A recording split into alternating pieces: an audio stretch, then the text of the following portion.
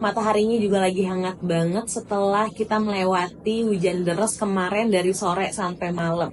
Cukup bikin dingin ya keadaan tubuh kita juga. Tapi kalau misalnya dilihat pagi-pagi ini, itu tuh udaranya enak banget, jadi sayang banget untuk dilewati.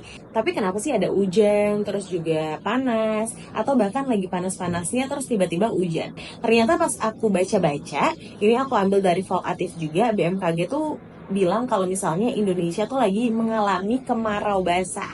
Buat teman-teman yang nggak tahu kemarau basah tuh apa sih? Jadi kemarau basah itu diartiin sebagai kondisi di mana hujan turun cukup intens biarpun kita lagi di musim kemarau kayak sekarang ini. Nah, katanya BMKG nanti ini akan berlangsung sekitaran sampai di bulan Agustus 2025.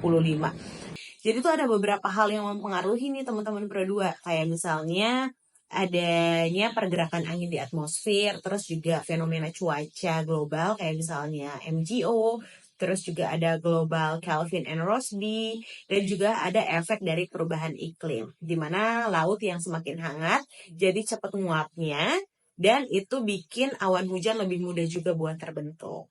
Nah, dari BMKG sendiri juga ngingetin kita untuk jangan sampai lupa pakai sunscreen dan juga reapply sunscreen karena kita masih masuk di musim kemarau dan juga matahari kan makin bahaya ya kalau misalnya udah siang.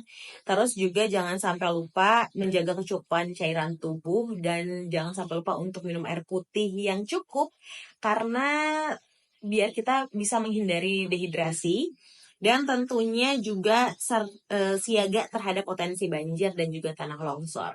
Jadi buat teman-teman yang harus berkegiatan jauh, yang harus kegiatannya di outdoor gitu kan, jangan sampai lupa untuk siap sedia.